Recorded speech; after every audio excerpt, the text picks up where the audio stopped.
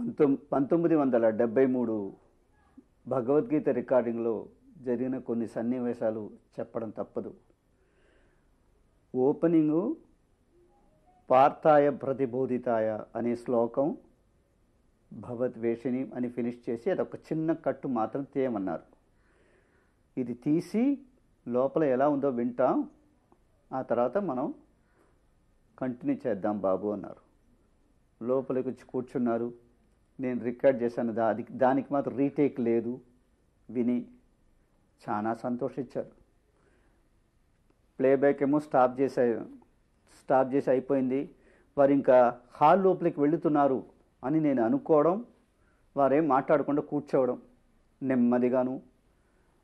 గురుగారు వాళ్ళందరూ వెయిట్ చేస్తున్నారు హాల్లో. బాబు నీతో ఒక్క మాట అన్నారు. ఏమిటి గురుగారు అన్నా. ఈ భగవద్గీత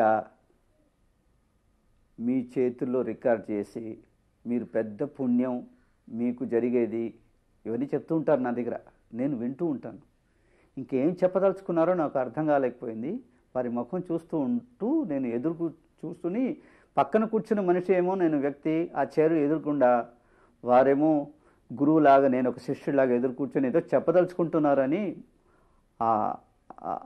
ఆయన ముఖం ఎదురు చూసి కూర్చుంటున్నాను. అప్పుడు వారు పలికిన మాటలు, ఈ భగవద్గీత రికార్డు మాత్రం బాబు ఇంటింట ఆంధ్రదేశంలో, ఎందుకు ఆంధ్రదేశం అంటున్నారు గురుగారు అంటే ఇప్పుడు ప్రస్తుతం, తర్వాత నాది తక్కిన లాంగ్వేజ్లు రావచ్చు, మనం వ్యాఖ్యానాలు మనం భాషలోనే చెప్తున్నాం కదా రఘు అని చెప్పి ఇంటింట ఇది వాడుకోవాల్సిన పరిస్థితి ఉంటే నా ఆత్మ చాలా సంతోషిస్తుంది, చాలా సంతోషపడవలసిన పరిస్థితి వస్తుంది రఘు అని చెప్పారు. అది భగవంతుడు ఆశీస్సులతో వస్తుంది కాబట్టి అది ఇంటింటా వెలవాలని, ప్రతి ఇంట్లోనూ పారాయణ చేసుకోవటం కష్టం కాబట్టి నిద్ర లేవటంతో ఆ రికార్డు పెట్టేసుకుంటే వాళ్ళు నిత్యకృత్యాలు తీసుకుని ఆఫీస్కి వెళ్ళే లోపు ఆ 2 రికార్డులు వినేసి వెళ్ళిపోతే సరిపోతుందని నా అభిప్రాయం. 1974లో ఆ కవర్ అంతా రెడీ అయిపోయింది. కవర్ రెడీ అవుతుండగా దానికి ఆ ప్రింట్ చూడడం, అవన్నీ తెచ్చి చూపించి గురుగారికి మంగవతి గారు చూపించారు.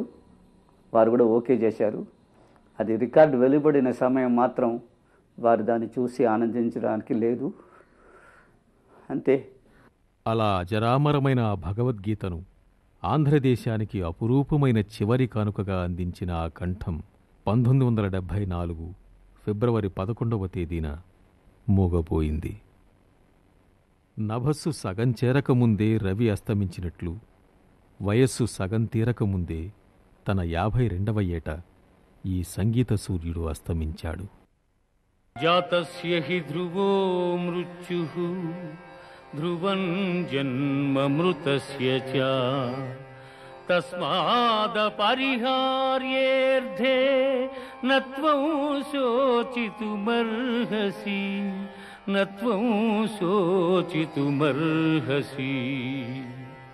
పుట్టిన వానికి మరణము తప్పదు, మరణించిన వానికి జన్మము తప్పదు. అనివార్యమగు ఈ విషయమును గూర్చి శోకింపతగదు. వాసాంసి జీర్ణాని యథా విహాయ నవాని గృహ్ణాతి నరోపరాణి తథా శరీరాణి విహాయ జీర్ణా అన్యాని సంయాతి నవాని దేహి. మనుష్యుడెట్లు చినిగిన వస్త్రమును వదలి నూతన వస్త్రమును ధరించును, అట్లే ఆత్మ జీర్ణమైన శరీరమును వదలి కొత్త శరీరమును ధరించుచున్నది. వాసాంసి జీర్ణాన్ని అంటారు. నాకేమో ఆయనంత జీర్ణమైన శరీరం కాదు, ఆయన ఇంకా బాగానే ఉన్నారు అని నేను అనుకుంటూ ఉంటాను. ఇప్పటికీ ఆ భగవద్గీత వింటుంటే ఇది భగవద్గీత ఇంకా కొన్ని రోజులు పోస్ట్ పోన్ ఎందుకు చేయలేదు, ఈ భగవద్గీతని చేయకుండా ఉంటే ఇంకా కొన్ని రోజులు తను బాగుండేవారేమో అని నాకు అనిపిస్తుంది.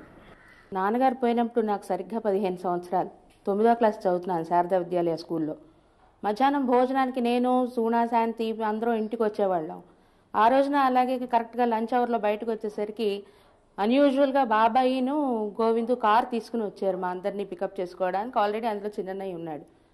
ఎందుకో డౌట్, భయం. ఎందుకంటే అప్పటికే నాన్నగారు హాస్పిటల్లో ఉన్నారు, ఒంట్లో బాగాలేదు అని.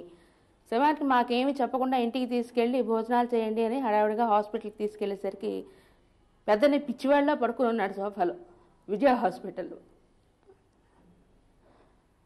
అక్కడికి వెళ్ళాక తెలిసింది నాన్నగారు పోయారని. అమ్మ ఒక్కతే ఉంది నాన్నగారు పక్కన. చిన్నప్పుడు మమ్మల్ని ఎంతో అపురూపంగా చూసుకున్నారు అందరు, నేను ఎంత ప్రేమగా చూసుకునేవాళ్ళు. కానీ విశేషం ఏంటంటే అప్పట్లో నాన్నగారు ఉన్నప్పుడు ఆయన విలువ ఇంత అన్నది మాకు తెలియలేదు. ఎంతో అనమాట. ఇప్పుడు ఆయన గొప్పతనం ఏమిటి అన్నది ఇప్పుడు పెద్దవాళ్ళం అయ్యాక ఆయన పాటలు వింటున్నప్పుడు, ఆయన్ని ప్రజలు అభిమానిస్తున్న తీరు, ఈ ఆరాధనోత్సవాలు ఇవన్నీ చూస్తున్నప్పుడు మేము ఎంత అదృష్టం చేసుకున్నామో అనిపిస్తూ ఉంటుంది. ఆయన గురించి తలుచుకుంటూ ఉంటే, అంటే ఆయన ఎప్పుడు అడుగుతూ ఉండేవాళ్ళు, నేను మీ ఇంటికి వస్తాను, నీకు పెళ్ళిళ్ళు అయిపోతాయి, నేను మీ ఇంటికి వస్తే నాకు ఇంత అన్నం పెడితే చాలు, కడుపు ఇంత చద్దన్నం పెడితే చాలమ్మా, నాకు ఇంత అన్నం పెట్టి పంపించాలి, మీ ఆయన అడిగి నాకు ఇంత అన్నం పెడతావా అనేవాళ్ళు.